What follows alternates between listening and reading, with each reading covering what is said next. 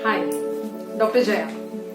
हाँ, मैं Covid patient और मेरे फैमिली के सारे मेंबर्स कोविड पॉजिटिव। जब मुझे कोविड हुआ और सबको पता चला तो मेरे सारे रिश्तेदार, बहुत सारे दोस्त और मेरे बहुत सारे पेशेंट्स जानना चाहते थे कि मेरा कोविड का अनुभव कैसा है।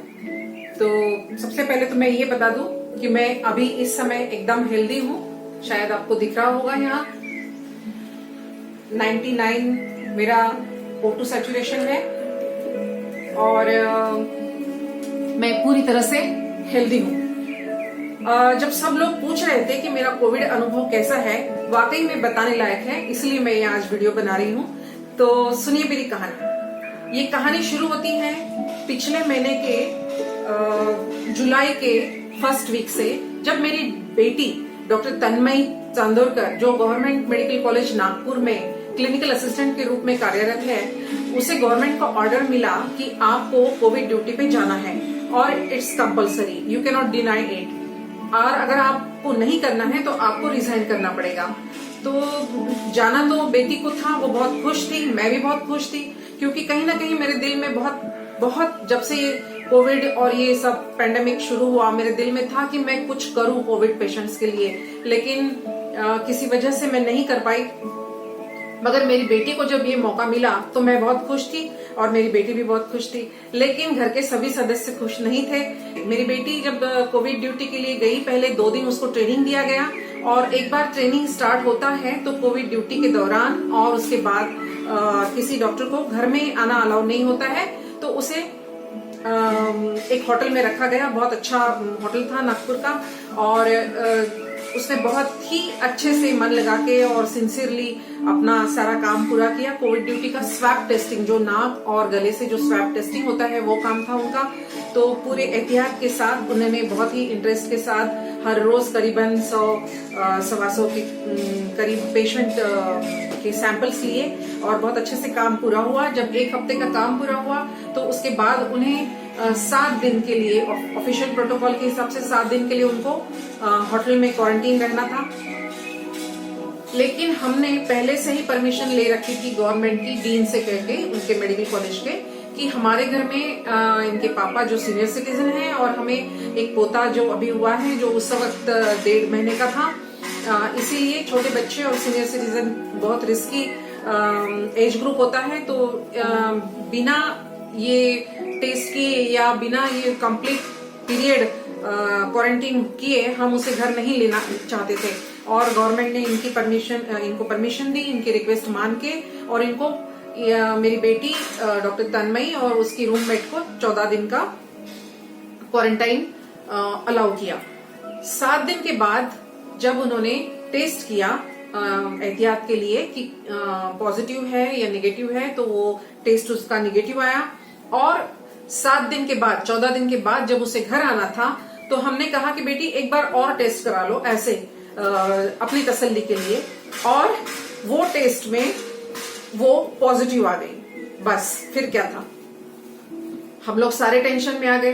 टेंशन इन द सेंस, उसको कोई मेरी बेटी को कोई भी सिम्टम नहीं था, ना उसे बुखार था, ना उसे कोई सर्दी खांसी, गले में कोई डिस्ट्रेस, ब्रीदिंग डिस्ट्रेस, किसी भी तरह का कोई भी सिम्टम नहीं था। सिर्फ उसका टेस्ट पॉजिटिव आया था, उसका और उसकी, जाहिर है उसकी रूममेट का, दोनों का।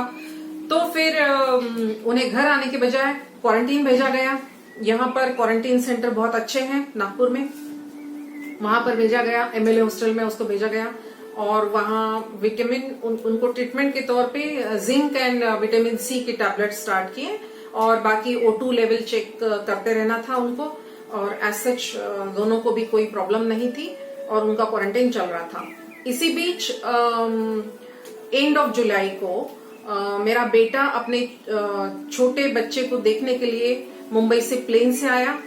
तो जब प्लेन से आया, हम लोग सीनियर सिटीजन हैं, घर में उसे डायरेक्ट ना लेकर के उसके लिए हमने रेस्ट हाउस बुक किया कि भाई प्लेन से आए हो तो पॉसिबिलिटी रहती है कि आप इन्फेक्शन कैरी करो। उसको हमने हमारी ही कॉलोनी में एक रेस्ट हाउस में रूम बुक कराया और वहीं पर उसके रहने की व्यवस्था की। लेट नाइट उसने कॉल करके हमको बोला है कि उसे बहुत तेज बुखार हो रहा है। तो उस वक्त उसके पास जो टैबलेट्स थे वो उन्होंने लिए और हमने तुरंत ही उस दिन दूसरे दिन सुबह 1 अगस्त को बेटे को एक गाड़ी प्रोवाइड की सेपरेट, और वो जाकर के अपना टेस्ट करा के आ गया। हम उसके कांटेक्ट में बिल्कुल भी नहीं आए थे। तो टेस्ट का रिपोर्ट दूसरे दिन पॉजिटिव आ गया उसका, जो 2 तारीख को। तो और टेंशन की बात हो गई। अब तक हम बीइंग अ डॉक्टर या अवेयर सिटीजन हम उसके कांटेक्ट में नहीं आए थे, ये बहुत अच्छी बात हुई। उसको तुरंत फिर जहां जहां फोन करना था फोन करके एम्बुलेंस से उसको क्वारंटीन सेंटर भेजा गया, वहीं जहां पर मेरी बेटी पहले से ही क्वारंटीन थी। एक तसल्ली थी कि दोनों भाई बहन साथ में रहेंगे तो टाइम भी अच्छा जाएगा, मतलब एक दूसरे से फोन पे या दूर से देख करके बात कर सकते हैं। मगर क्या हुआ कि यहाँ से जब एम्बुलेंस से बेटे को शिफ्ट किया गया क्वारंटीन सेंटर में, तो वो एम्बुलेंस कंप्लीटली बंद थी एकदम टोटली। यहाँ से वहां जाने के लिए उसको 1 घंटा लगा। इस 1 घंटे में उसको उसकी तबीयत बहुत ज्यादा बिगड़ गई और उसे ब्रीदिंग प्रॉब्लम होने लगी, बहुत ही अजीब से उसको उलझन होने लगी। तो फिर उसने अंदर से वहां फॉर्मेलिटी करने में भी काफी देर तक वो एम्बुलेंस के अंदर बैठा रहा।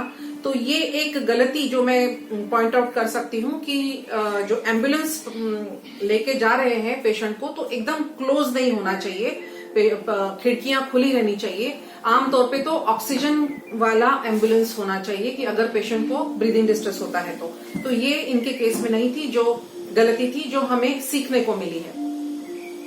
वहां जाकर फिर डॉक्टरों ने उनको चेक किया तो उसका O2 लेवल बराबर आ रहा था, 93 के ऊपर ही था। तो डॉक्टरों ने कहा कि हो सकता है ये बंद एम्बुलेंस की वजह से इसको कोई इस तरह का प्रॉब्लम हो रहा है, थोड़ी देर में ठीक हो जाएगा। नारियल पानी वगैरह उसको दिया गया तो ही वॉज फीलिंग बेटर। लेकिन दूसरे दिन सेम वो अपना वहां पे क्वारंटीन सेंटर में दूर से ही खाना दिया जाता है, एक जगह पे रखा जाता है, एक पॉइंट होता है जहां जिसके बियॉन्ड ये लोग नहीं जा सकते हैं और बाहर के लोग उसके अंदर नहीं आ सकते हैं। तो उस पॉइंट पे, पिकअप पॉइंट पे अपना खाना लेने के लिए जब ये 1 माला चढ़ के गया तो इसको बहुत ज्यादा ब्रीदिंग डिस्ट्रेस हुई, बहुत ज्यादा, उसकी तबीयत एकदम खराब हो गई। फिर उसने फोन किया, फिर मेरी बेटी ने परमिशन लेकर के, जब इसकी तबीयत बहुत ज्यादा इसको ब्रीदिंग डिस्ट्रेस होने लगा तो डॉक्टर्स की परमिशन लेकर के उसके रूम में गई, उसका O2 चेक किया। तो उसका O2 का लेवल काफी कम हो गया था, 89 के करीब आ रहा था। और वो खुद मेरी बेटी भी उसको इस हालत में देख के उसको ब्रीदिंग लेने में बहुत ज्यादा, ब्रीद लेने में, सांस लेने में तकलीफ हो रही थी, तो घबरा गई। तुरंत फोन करके हमने सारे प्राइवेट हॉस्पिटल्स में नागपुर के पूछा। कहीं से जवाब मिला कि 6 बजे के बाद हम पेशेंट को नहीं लेते, कहीं से जवाब मिला कि 2 दिन के बाद आइए, कहीं से तो कोई फोन आंसर ही नहीं कर रहे थे। 6-7 हॉस्पिटल, प्राइवेट हॉस्पिटल ट्राई करने के बाद इसकी जब तबीयत बहुत ज्यादा खराब हो रही थी तो मैंने अपनी छोटी सिस्टर जो डॉक्टर स्मिता है, मुंबई में वडाला में रहती है, उन्होंने यूके से अपनी डायबिटोलॉजिस्ट की डिग्री हासिल की है,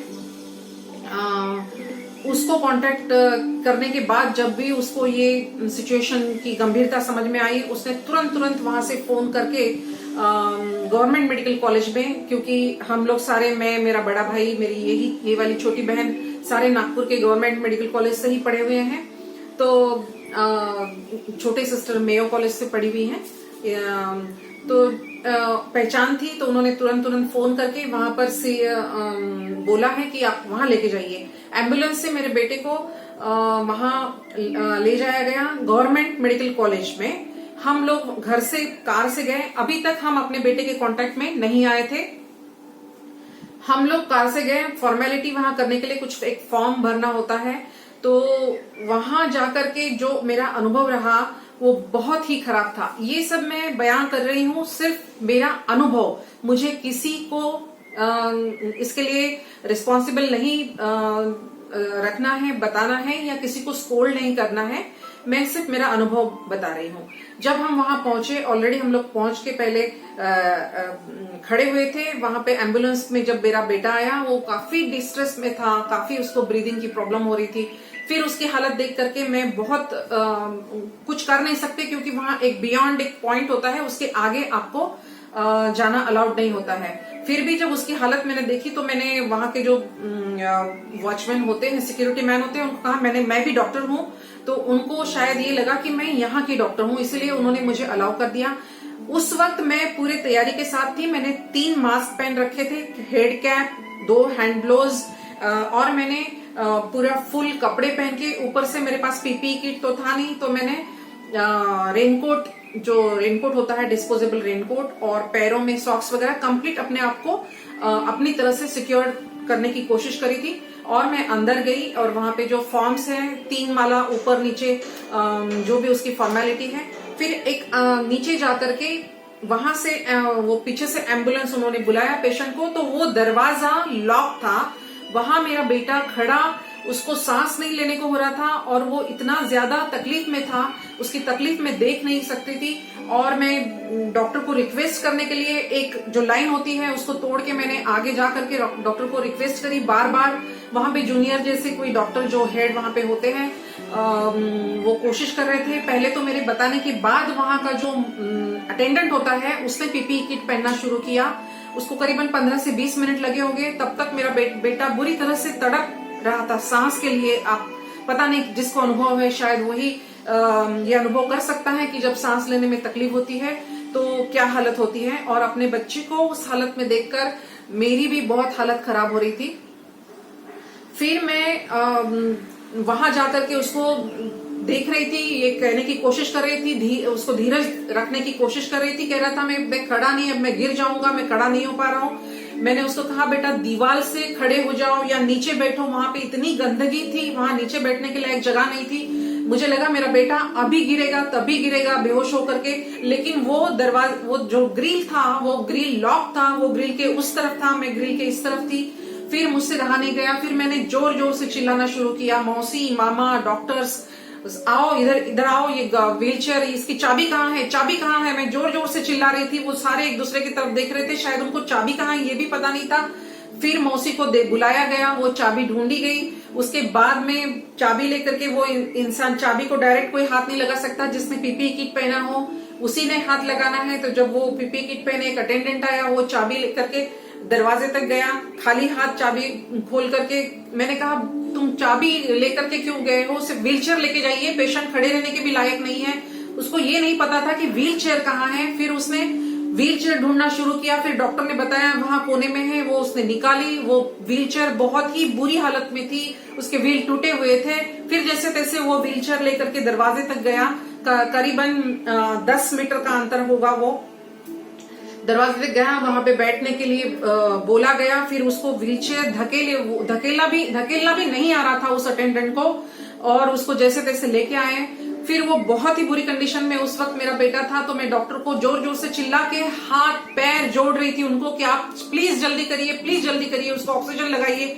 उनको समझ में नहीं आ रहा था कि मैं कौन हूँ। वहां पे खड़े आम और भी लोग थे, और भी पेशेंट्स थे। वो मुझे मेरी तरह, मैं जो जिस तरह बेतहाशा पागलों की तरह इधर उधर रिक्वेस्ट करते भाग रही थी, मेरी तरफ देख रहे थे, पर मुझे इसकी कोई चिंता नहीं थी या मेरा ध्यान नहीं था। मैं सिर्फ, मेरा टारगेट था कि डॉक्टर पहले आए और वो मेरे बेटे को ऑक्सीजन लगाए।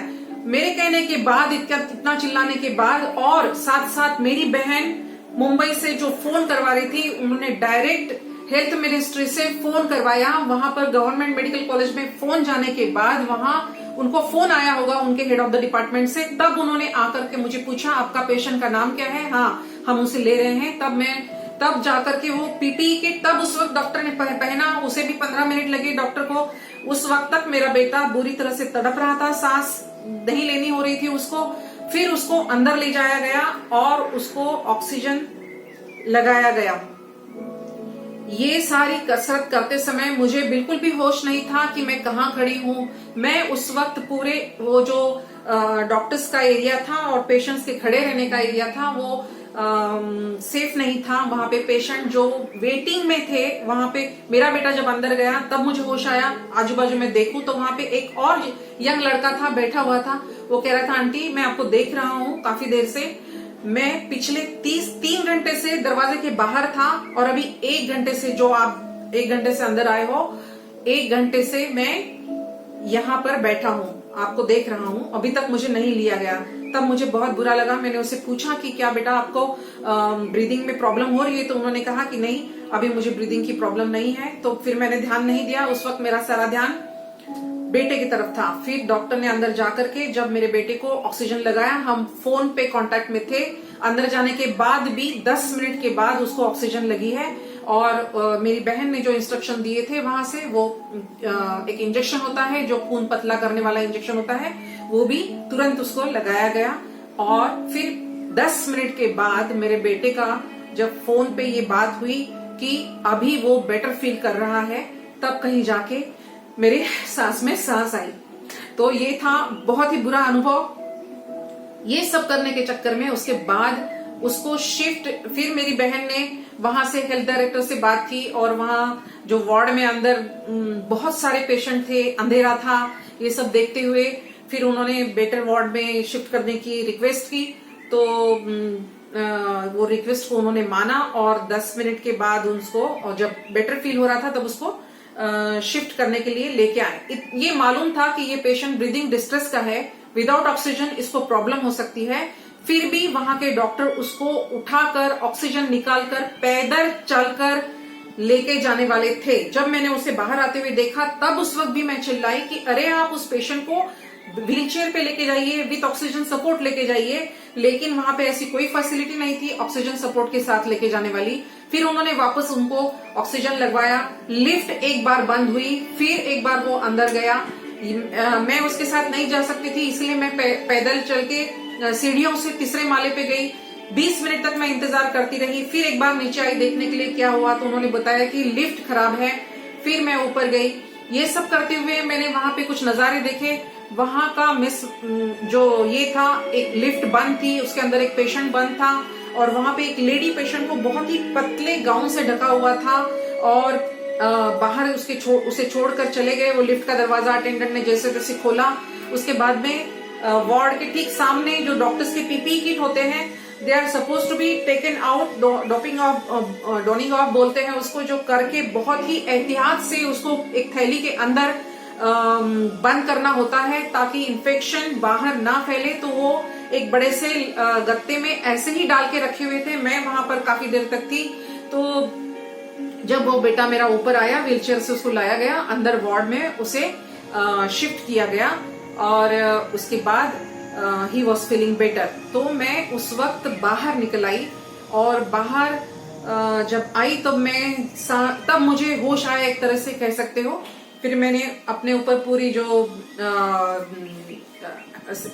ये स्टेराइल करने वाली जो केमिकल होता है, वो पूरा स्प्रे करके जो भी मैंने पहना था वो एक पॉलिथीन में अच्छे से पैक करके रखा, और वहां के कैजुअलिटी का जो भी डस्टबिन था उसके अंदर हमने उसे डाल दिया। और उसके बाद हम रात भर उसी गेट के पास खड़े थे कि अगर कोई इमरजेंसी हो या कोई प्रॉब्लम हो तो हम वहीं रहे। हम लोग गाड़ी में बैठे रहे रात भर। बारिश हो रही थी। और मेरा भांजे को मेरा भांजा, यंग भांजा है, उसे बुला लिया था। उसने स्मिथ का जो क्वारंटाइन सेंटर से सामान लाया गया था उसे स्टेराइल करके उठा करके गाड़ी में रखवाने में हेल्प करी थी, और फिर उसके बाद हमने उसे भेज दिया। हम रात भर वहां बैठे रहे। मैं देख रही थी वहां पे लगातार कोविड पेशेंट आ रहे थे। कोविड का एक अलग से सेंटर बनाया गया है गवर्नमेंट मेडिकल कॉलेज में, और वहां पे इतने पेशेंट आ रहे थे एम्बुलेंस में भर के। एक एक स्ट्रेचर पर 3 लोगों को बिठा करके, लिटरली मैंने फोटोग्राफ्स भी निकाले हैं, अगर पॉसिबल है तो मैं उसे भी दिखाना चाहूंगी। एक एक स्ट्रेचर पे 3 पेशेंट धकेल कर लेकर जा रहे थे, और ये इस हालत में वहां हम लोग रात भर वहीं पे रहे, गाड़ी के अंदर बैठे रहे। और फिर दूसरे दिन सुबह हम घर गए फ्रेश होने के लिए, फिर वापस आए। मेरा बेटा उसके बाद उसको और स्पेशल वार्ड में, जहां डॉक्टर स्पेशल कोविड ड्यूटी करने के बाद जो डॉक्टर के लिए वार्ड था, वहां पर भर्ती कराया गया, और देन ही वॉज इम्प्रूविंग। उसके बाद उसको काफी दिन तक, 10 दिन तक ऑक्सीजन का सपोर्ट रखना पड़ा सपोर्ट पर, और धीरे धीरे वो ठीक होता चला गया। मेडिकेशन उसके चल रहे थे, और 14वें दिन उसको मेडिकल कॉलेज से, क्योंकि जब बेटर लगने लगता है तो वो लोग चाहते हैं कि जल्दी छुट्टी करें, क्योंकि बहुत सारे वेटिंग में रहते हैं पेशेंट। हमने भी सोचा कि जब इसकी इमरजेंसी का समय निकल गया है और ये बेटर फील कर रहा है और अगर घर में होम क्वारंटाइन करके उसकी ट्रीटमेंट हो सकती है तो इसकी छुट्टी कर ली जाए, ताकि दूसरे पेशेंट को वो मेडिकल फैसिलिटी उपलब्ध हो जाए। 14 दिन के बाद मेरे बेटे को डिस्चार्ज हुआ है और फिर उन्होंने डिस्चार्ज मेडिसिन के साथ में उसको होम क्वारंटाइन बोला गया है। अभी कल उसका लास्ट दिन है होम क्वारंटाइन का। वो अच्छा फील कर रहा है, कमरे में बैठे बैठे ब्रीदिंग एक्सरसाइज की जगह पे क्लासिकल सिंगिंग करता है। वो गाना भी मैं आपको जरूर सुनाना चाहूंगी, आप सुनिए उसका यूट्यूब पे। और हम लोग को जब ये 3 तारीख की जो हिस्ट्री हुई बेटे की एडमिट करने की, उसके बाद बराबर 7 दिन के बाद मेरे हस्बैंड को बुखार आया। जैसे ही उनको बुखार आया और हल्की सी खांसी हुई तो हमने गिनती करी कि बराबर आज का 7वां दिन है जब हम एक्सपोज हुए थे मेडिकल कॉलेज में, वो वार्ड में। तो हमने तुरंत ही मुझे कोई भी सिम्टम नहीं था एब्सोल्युटली। हमने तुरंत जाकर के अपना को टेस्ट करवाया। दूसरे दिन हम लोग दोनों का रिजल्ट कोविड पॉजिटिव आया, तो तुरंत उसी दिन हम लोग यहाँ के एक प्राइवेट, क्योंकि गवर्नमेंट हॉस्पिटल का बहुत ही बुरा अनुभव था। हालांकि गवर्नमेंट हॉस्पिटल में मैं एक बात बता दूं आपको कि दी बेस्ट डॉक्टर्स और बेस्ट ट्रीटमेंट अवेलेबल है वहां की। नीचे के लेवल पे मैनेजमेंट में थोड़ा बहुत प्रॉब्लम है, जो बाद में एक बात मैं गौर से बताना चाहूंगी, स्पेशली खास तौर से जब हेल्थ डायरेक्टर ने हमने फोन करके उनको कंप्लेंट करी कि ये ऐसा सब हमें भुगतना पड़ा, तो आगे से उन्होंने मेरी बहन को, सिस्टर को फोन करके पूछा कि आपका अनुभव क्या रहा, हमें बताइए, आपकी जो डिफिकल्टीज है जो आपको फेस करनी पड़ी वो भी बताइए, ताकि हम उसमें सुधार ला सके। और ये मेरी दृष्टि से बहुत ही अच्छा कदम है, बहुत ही अप्रिशिएबल है। मैं इसके लिए बहुत बहुत धन्यवाद देती हूँ जो भी ऑफिसर्स, हेल्थ डायरेक्टर और जिन्होंने भी ये काम किया है, काबिले तारीफ है। मैं उसके लिए उनको बहुत शुक्रिया अदा करना चाहती हूँ। उन्होंने वाकई में बाद में मैसेज भी किया और फोन करके बताया कि आपके बताए गए सारे सुझाव हमने इम्प्लीमेंट किए हैं। अभी से आगे वहां पर एंट्री में लॉक नहीं रहेगा, वहां पर तुरंत ऑक्सीजन जिसको जरूरत है, ऑक्सीजन का सप्लाई वहां पे तुरंत अवेलेबल होगा। व्हील चेयर्स वहां पे प्लेंटी अवेलेबल होगी, और अगर कहीं शिफ्ट करना हो पेशेंट को तो विथ ऑक्सीजन ही शिफ्ट किया जाएगा।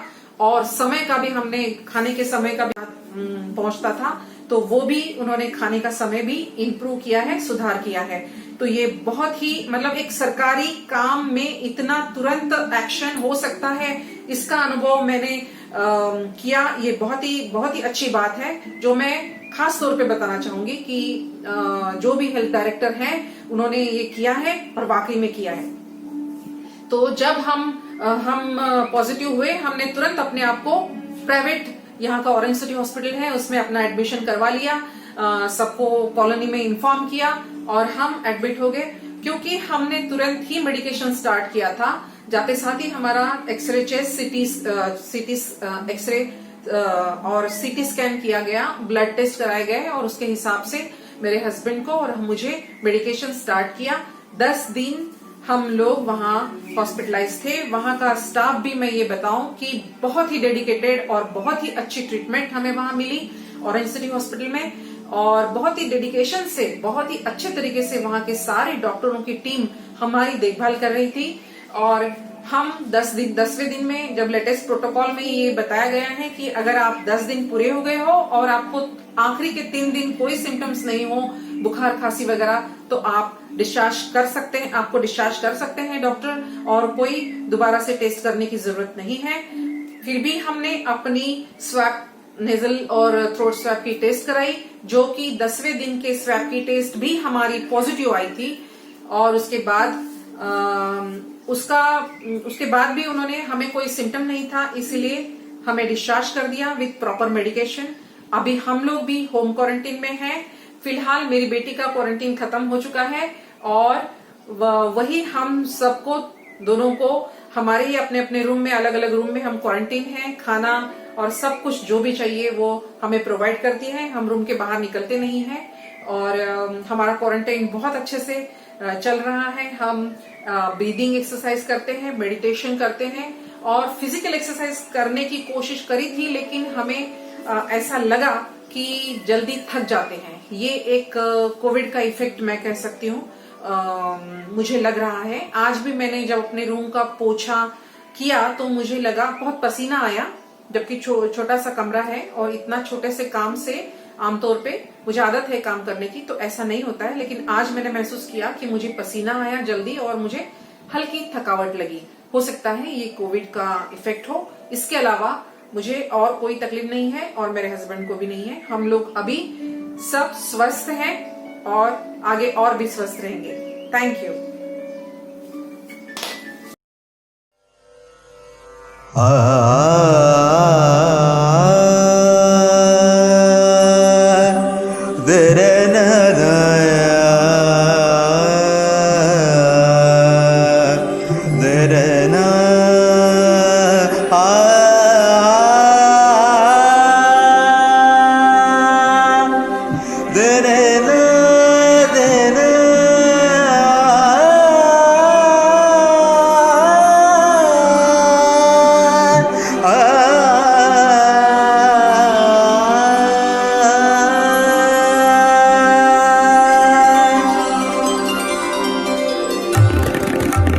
गरज गरज आज मेघ घनन घनन छायो रे, दमक दमक चमके बिजुली, कहत हर तू राज आयो, कहत हर तू राज आयो, कहत हर तू राज आयो रे।